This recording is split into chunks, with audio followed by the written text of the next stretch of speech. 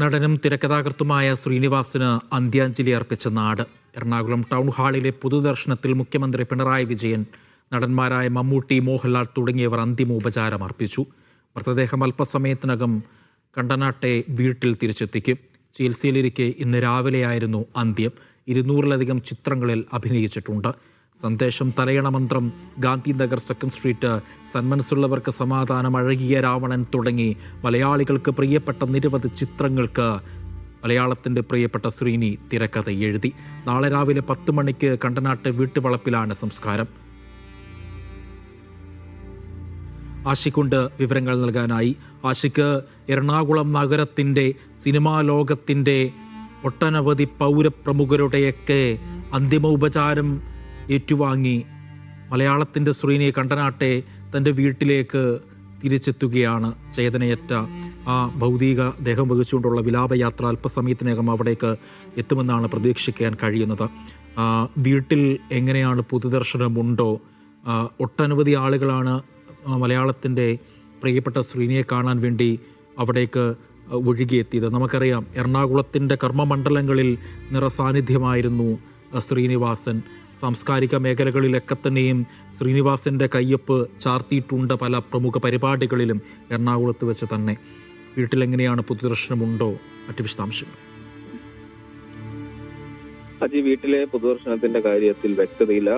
അടുത്ത കുടുംബാംഗങ്ങൾക്കും സുഹൃത്തുക്കൾക്കും മാത്രമാണ് വീട്ടിൽ മൃതദേഹം കാണുവാനും അന്ത്യോപചാരം അർപ്പിക്കാനുമുള്ള സൗകര്യം നിലവിലുണ്ടാകും എന്നാണ് മനസ്സിലാക്കുന്നത്.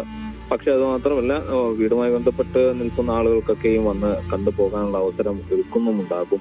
ഏതായാലും വീട്ടിലേക്ക് പൊതുജനങ്ങൾ അധികം സന്ദർശനത്തിന് എത്തേണ്ടതില്ല എന്ന നിർദ്ദേശം കൂടി ചുമതലപ്പെട്ടവരുടെ ഭാഗത്തു നിന്ന് എത്തുന്നുണ്ട്. ഏതായാലും ദീർഘമായ ഒരു പൊതുദർശനമാണ് ടൗൺ ഹാളിൽ കഴിഞ്ഞത്. 1 മണിയോടെ ആരംഭിച്ചത് 4 മണി അടുപ്പിച്ച് വരെയും നീണ്ടുനിന്ന് തുടർച്ചയായി ഇടതടവില്ലാതെ നിരന്തരം ആളുകൾ ഒഴുകിയെത്തുന്ന കാഴ്ചയായിരുന്നു ടൗൺ ഹാളിലെ പൊതുദർശനത്തിൽ കാണാൻ കഴിഞ്ഞത്.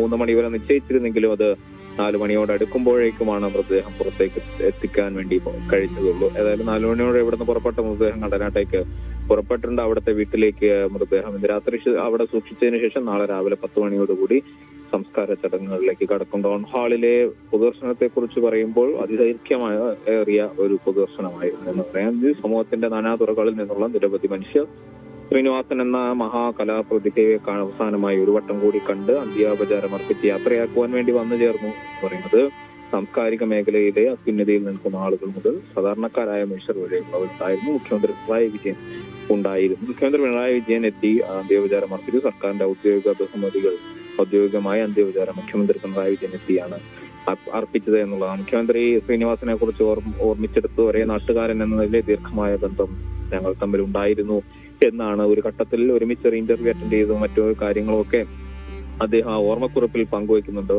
പിണറായി വിജയൻ ആ നിലയിൽ തന്നെയും അദ്ദേഹത്തെ ഓർത്തെടുക്കുന്നു. മലയാള സിനിമയ്ക്ക് നൽകിയ തുല്യമായ സംഭാവനയെക്കുറിച്ച് പിണറായി വിജയൻ അദ്ദേഹം സോഷ്യൽ മീഡിയയിൽ പങ്കുവച്ച പ്രസ്താവനയിൽ പറയുന്നുണ്ട്. പിന്നീട് മമ്മൂട്ടിയും മോഹൻലാലും ടൗൺ ഹാളിലെത്തിയാണ് അന്ത്യോപചാരം അർപ്പിച്ചത്. മമ്മൂട്ടി വീട്ടിൽ തന്നെയും എത്തി രാവിലെ സന്ദർശനം നടത്തിയത് പിന്നീടാണ് ഇങ്ങോട്ട് വന്നത്. മമ്മൂട്ടിയും മോഹൻലാലും ഒരുമിച്ച് ഒരേ സമയത്തായിരുന്നു. അതും ഹൃദയസ്പർക്കായ ഒരു കാഴ്ച കൂടിയായിരുന്നു. സാധാരണക്കാരായ നിരവധി മനുഷ്യരെത്തി. സിനിമാ മേഖലയിലെ വിവിധ തട്ടുകളിൽ ഉള്ള മനുഷ്യർ എത്തുകയുണ്ടായി എന്നുള്ളതാണ്. സിനിമാ മേഖലയിലുള്ള പുതുതലമുറക്കാരായിരുന്നു അദ്ദേഹത്തിന്റെ ശവമഞ്ചം ചുമന്നുകൊണ്ട് പുറത്തേക്ക് കൊണ്ടുപോയത് എന്നതും ടൗൺ ഹാളിലെ നിർമ്മലമായ മനോഹരമായ കാഴ്ചകളിൽ ഒന്നായിരുന്നു എന്ന് പറയാം. ഏതായാലും ശ്രീനിവാസൻ എന്ന മഹാപ്രതിഭയെ യാത്രയാക്കുമ്പോൾ നിരവധി ഓർമ്മകൾ മലയാള സമൂഹത്തിന് അദ്ദേഹം സമ്മാനിച്ചിരിക്കുന്നു. ഒരിക്കലും മറക്കാനാകാത്ത ഒരുപിടി ചിത്രങ്ങൾ, നിർണായകമായ രാഷ്ട്രീയ സാമൂഹികമായ ഇടപെടലുകളൊക്കെയും സംഭാവന ചെയ്തുകൊണ്ട് മലയാളി പൊതുബോധത്തിൽ അസാമാന്യമായ തരത്തിലുള്ള ഇടപെടലുകൾ നടത്തിയ മറക്കാനാകാത്ത ഒരു മലയാളി എന്ന് തന്നെയും പറയാം. സാധാരണക്കാരന്റെ പ്രതീകമായിരുന്നു മലയാള സിനിമയിൽ ശ്രീനിവാസൻ എന്ന് എല്ലാ കാലത്തും നമുക്ക് കാണാൻ കഴിയും.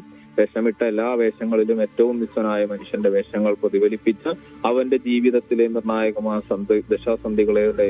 ദശാസന്ധികളെ കഥാസന്ദർഭങ്ങളായി അവതരിപ്പിച്ച് അവന്റെ തീക്ഷ്ണമായ ജീവിതാനുഭവങ്ങളെ പ്രതിഫലിപ്പിച്ച് അതിന് നർമ്മത്തിന്റെ മേമ്പൊടി കൂടി ചാലിപ്പിച്ചുകൊണ്ടായിരുന്നു അദ്ദേഹം ഓരോ സിനിമകളിലൂടെയും കടന്നു വന്നത്. ആ നിലയിൽ അദ്ദേഹത്തിന്റെ സിനിമകളെല്ലാം തന്നെ നമുക്ക് ഓർത്തെടുക്കാനാകും. കേവലമായ നടൻ എന്ന നിലയിൽ മാത്രമല്ല, തിരക്കഥാകൃത്ത്, സംവിധായകൻ എന്ന നിലയിലൊക്കെയും ശ്രദ്ധേയമായിരുന്നു ശ്രീനിവാസന്റെ സാന്നിധ്യം മലയാള സിനിമയിൽ. അദ്ദേഹം എഴുതിയ, തിരക്കഥ രചിച്ച എത്രയോ സിനിമകൾ മലയാളിക്ക് മറക്കാനാകാത്ത അനുഭവത്തിന്റെ ആസ്വാദനത്തിന്റെ വേറെ വേറെ തലങ്ങൾ തന്നെ സമ്മാനിച്ചു പോയി. 2 സിനിമകൾ അദ്ദേഹം സംവിധാനം ചെയ്തു. ആ സിനിമകൾ തന്നെയും വലിയ തോതിൽ തന്നെ അപ്രീഷിയേറ്റ് ചെയ്യപ്പെട്ട, ദേശീയ തലത്തിൽ തന്നെ അംഗീകരിക്കപ്പെട്ട സിനിമകളായി മാറി എന്നുള്ളതാണ്.